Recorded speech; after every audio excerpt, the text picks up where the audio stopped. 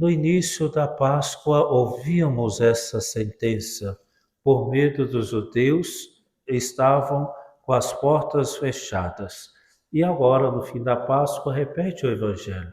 Por medo dos judeus, de portas fechadas.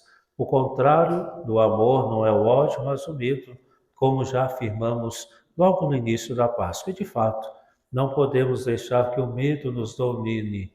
Caso contrário, nós começamos a fortificar as nossas casas, também daqui a pouco nos tornamos pessoas fechadas e nos afastamos até mesmo daqueles que querem cuidar de nós.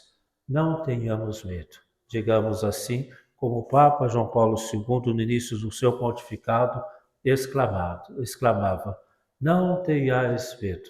Também assim, então, não tenhamos medo e peçamos que o Espírito Santo, que tudo move, esquadrinha e conhece o coração de Deus, habite também em nossos corações. Quando Jesus se apresenta 2 vezes, ele irá dizer: a paz esteja convosco.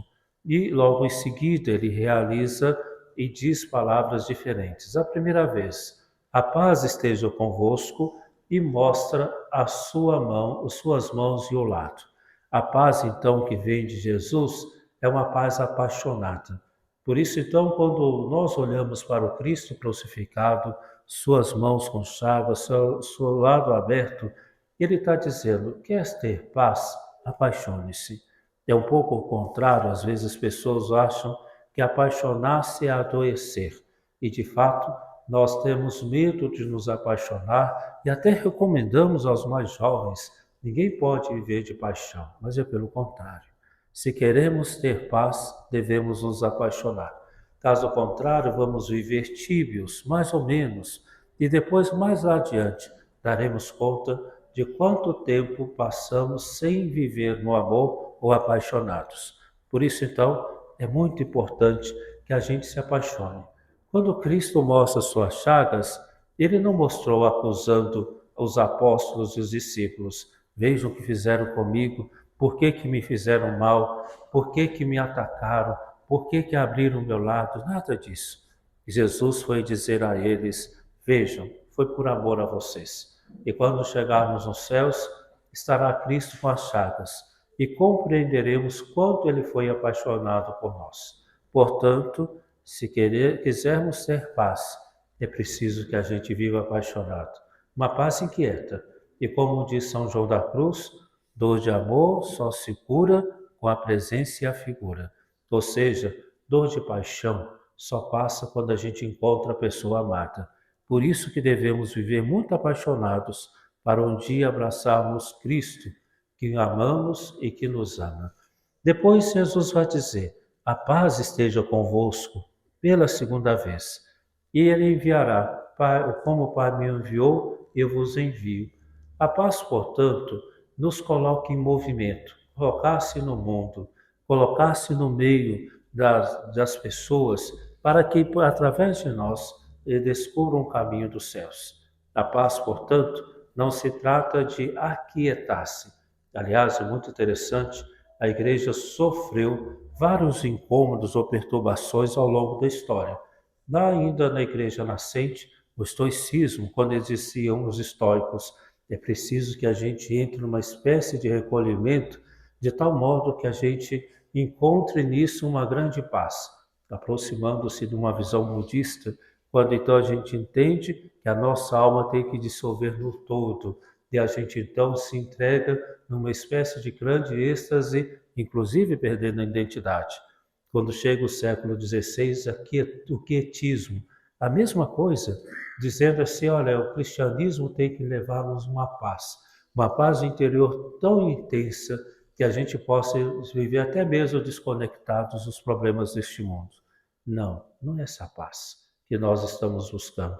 É a paz de Deus, é a paz apaixonada, é a paz verdadeira, é a paz que nos faz sair pelo mundo. E aqui, cuidado com a falsa paz. Desses dias até nós meditávamos sobre isso no recolhimento, no retiro com os homens. Eu dizia a eles: cuidado com a falsa paz de um pai e uma mãe que, inquieto porque o filho ou a filha está aprontando, oferece logo uma tela. Pega aqui o celular, e me deixe em paz. Falsa paz. Falsa paz de um pai, de uma mãe, de um adolescente que deixa ele quieto, enfurnado no seu quarto, vivendo preguiçosamente ou dentro de suas medidas, e o pai ou a mãe diz: deixa lá, é bom que eu fique em paz. Triste isso, essa falsa paz. E depois veremos as consequências e turbulências que vivem os pais mais adiante, quando seus filhos se tornam adultos, mimados, difíceis, de difícil trato, que desafiam a autoridade, que não sabem viver, conviver bem, ou seja, um tempo de paz falsa e depois tempo de grandes turbulências. A paz de Jesus nos faz, é preciso, nos diz, sair pelo mundo e com coragem. E depois que Jesus diz duas vezes a paz, ele sopra sobre eles e dá o Espírito Santo. Note o seguinte, na primeira leitura, houve o Pentecostes, Maria e os discípulos, e o Espírito desce em forma de chamas acesas. E ele sai, falam às pessoas e elas entendem. Então, assim, nós temos esse Pentecostes que nos faz entender como que o Espírito Santo move-se na igreja. Mas aqui também tem um Pentecostes, porque Jesus vai dizer assim: eu vos dou o dom da reconciliação. Significa então que o Espírito Santo aumenta em nós o desejo de unir os corações, reconciliar as pessoas intrigadas, separadas, desentendidas, e ao mesmo tempo, ele nos dá meios criativos para fazer com que as pessoas se entendam com Deus. Por isso então que Jesus vai dizer: o que vocês reconciliarem, está reconciliado. O que não, também não estará.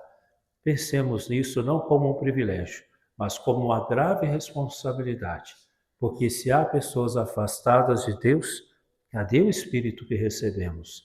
Se há pessoas afastadas umas das outras, cadê o Espírito Santo, o dom de reconciliação que recebemos? Filhos e filhas amados, Nossa Senhora viveu muitos Pentecostes, o primeiro na Anunciação. Como isso vai se dar? O Espírito há de pairar sobre ti e o menino vai ser gerado. É tão bonito, recordo, porque quando o padre faz esse gesto, durante a missa, chama-se epiclese, a descida do Espírito Santo, ele cobre com a sombra o cálice e a hóstia. E deste modo repetimos ou realizamos aquilo que aconteceu em Maria. Foi gera Cristo sobre o altar. Dá um Pentecostes quando Maria sai para visitar Isabel. E aqui dois frutos do Espírito Santo: a caridade, porque ela vai lá e fica com Santa Isabel e a ajuda, e a alegria, porque ambas dizem: de onde vem que a mãe do meu Senhor me veio visitar? E de outro, Maria diz: a minha alma agradece o Senhor. Dá um Pentecostes lá na bodas de Caná e aparece o dom do conselho, quando Maria diz aos discípulos: fazei tudo o que ele vos disser. Maria, a gente pode olhar para ela e pedir: eu não sei bem como amar o Espírito Santo.